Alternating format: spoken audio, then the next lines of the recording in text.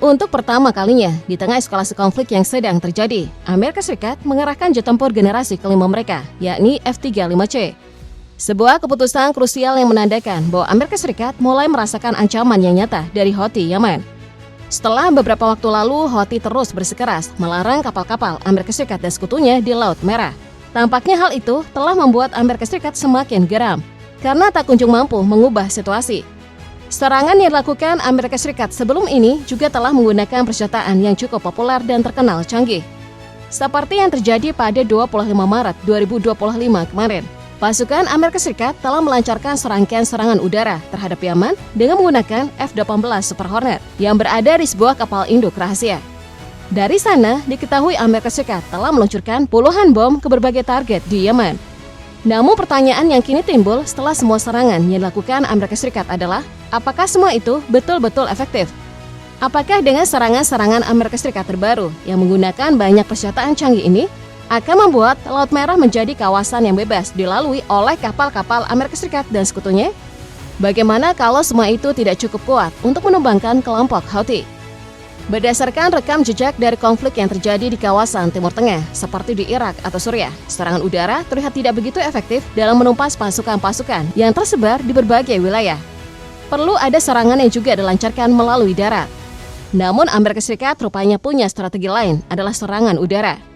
Setelah sebelumnya Trump mengumumkan telah menetapkan Houthi sebagai organisasi teroris, ia rupanya juga ingin mencoba menghancurkan kelompok itu melalui jalan politik. Lagi-lagi, apakah cara ini akan berhasil? We have an amazing group. Our national security now is stronger than it's ever been. We have Tidak dapat dipungkiri bahwa salah satu penyebab utama dari pergesekan yang terjadi antara Amerika Serikat dan Yaman adalah karena adanya konflik yang cukup rumit di Laut Merah. Semua itu dimulai di tahun 2023 lalu saat kelompok Houthi yang didukung Iran yang selama ini konsisten mengecam kekejaman Israel melakukan blokade di Laut Merah dan tidak memperkenankan kapal-kapal yang terafiliasi dengan Israel, salah satunya Amerika Serikat, melintasi kawasan tersebut. Dengan menggunakan rudal balistik dan drone, Houthi melakukan serangan-serangan terhadap kapal-kapal yang bersikeras ingin melewati kawasan Laut Merah. Akibat dari kondisi yang semakin tidak kondusif, diketahui bahwa kapal-kapal komersial juga menjadi enggan melintasi ke sana dan memilih melewati jalur lain. Secara ekonomi pun, pada saat itu Amerika Serikat telah mengalami kerugian. Melihat peta konflik yang terjadi secara luas, bisa dilihat di kota Sana'a, salah satu kota di Yaman yang juga sering menjadi target serangan. Terdapat 3,2 juta penduduk yang bertempat tinggal di sana dan beberapa fasilitas strategis, seperti sebuah benteng pertahanan militer. Walaupun selalu menjadi target serangan Amerika Serikat, tapi kenyataannya kota Sana'a tetap tidak tergoyahkan.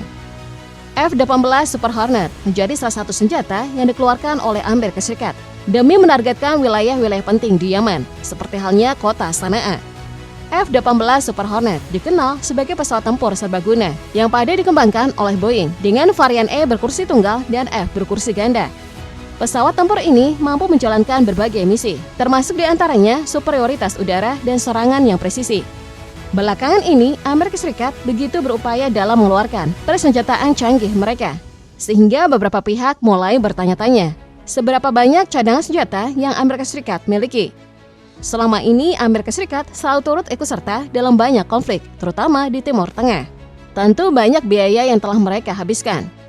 Sejak 2023 silam, Amerika Serikat telah mengeluarkan sekitar 400 senjata pertahanan udara dan dikhawatirkan akan berimbas pada menipisnya cadangan senjata yang ada. Total biaya yang dikeluarkan bahkan mencapai angka 1 miliar dolar.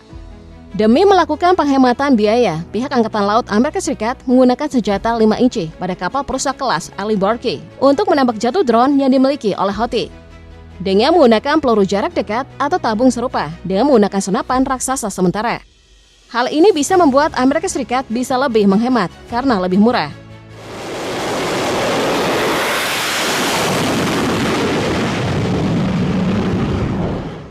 Amerika Serikat telah mengirim F-35C yang digadang-gadang akan mampu menandingi kekuatan Houthi Yaman. F-35C merupakan varian carrier-based dari jet tempur F-35 Lightning II. Dengan spesifikasi seperti panjang 51,4 kaki, rentang sayap 35 kaki, tinggi 14,2 kaki.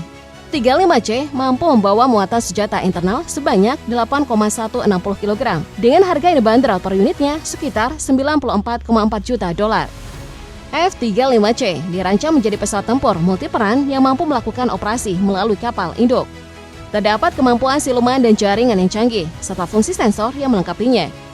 Dengan sayapnya yang lebih besar, F-35C memungkinkan dapat membawa lebih banyak bahan bakar dan senjata, sehingga kapasitas muatannya pun semakin meningkat. Namun hal yang tidak dapat disingkirkan adalah bahwa F-35 punya catatan yang buruk. Tidak secara spesifik disebutkan pada jenis yang mana. Akan tetapi beberapa kali pesawat ini pernah mengalami masalah serius. Baru-baru ini pada 28 Januari 2025, F-35 jatuh di negara bagian Alaska, Amerika Serikat, di pangkalan Angkatan Udara Ellison. Terhitung sudah ke-11 kalinya jet tempur yang diklaim oleh Amerika Serikat sebagai jet paling canggih di seluruh dunia mengalami insiden jatuh tanpa ada satupun rudal yang ditembakkan ke arahnya. Jet tempur F-35 telah belasan kali jatuh dengan sendirinya. Lalu apakah kiranya ini benar-benar layak jika dikatakan akan menjadi senjata efektif dalam melawan Houthi?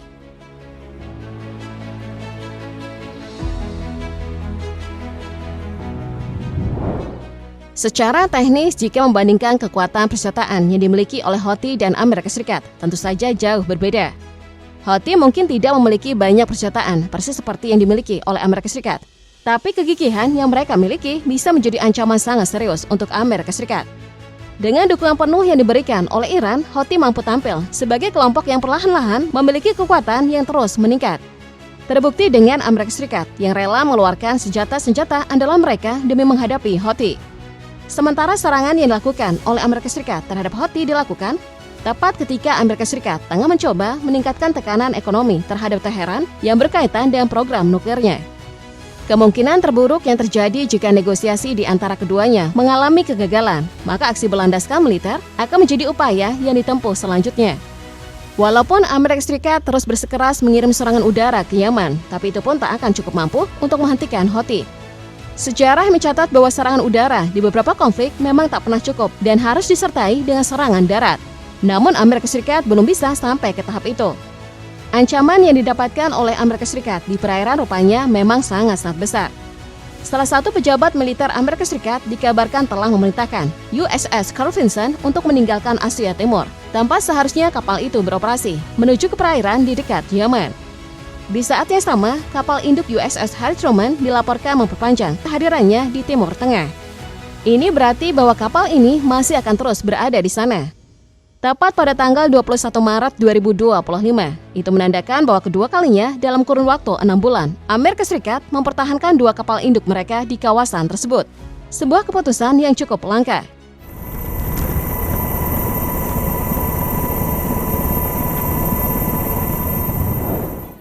Tak lagi sebagai kawasan yang dianggap pusat konflik, Laut Merah dikatakan oleh beberapa pihak sudah beralih menjadi kawasan pertempuran ekonomi. Mengapa? Selama ini Laut Merah menjadi pintu masuk terusan Suez dari selatan yang merupakan salah satu jalur pelayaran paling sibuk yang ada di seluruh dunia. Jalur ini telah menawarkan alternatif rute bagi kapal-kapal untuk menuju ke Eropa tanpa perlu memutari benua Afrika dan melalui Tanjung Harapan. Laut Merah telah menempati posisi yang penting dikarenakan telah menjadi perbatasan alami yang ada di antara pantai timur Afrika dan pantai barat Semenanjung Arab. Selain itu, fakta bahwa Laut Merah semakin penting secara ekonomi adalah karena di kawasan tersebut terdapat cadangan minyak besar sumber logam mulia, sejumlah besar tembaga, seng, perak, emas, dan elemen-elemen lainnya, seperti kadmium, kobalt, dan hidrokarbon yang telah ditemukan di bagian dalam Laut Merah yang terisolasi. Kini semakin meningkatnya intensitas serangan yang dilakukan oleh Amerika Serikat terhadap Houthi Yaman, kelompok ini juga tak goyah, tetap pada pendiriannya dalam melarang keberadaan kapal-kapal Amerika Serikat dan sekutunya di kawasan Laut Merah. Kini apakah yang mungkin akan terjadi selanjutnya? Apakah peningkatan serangan Amerika Serikat akan membuahkan keberhasilan bagi mereka? Atau justru sebaliknya?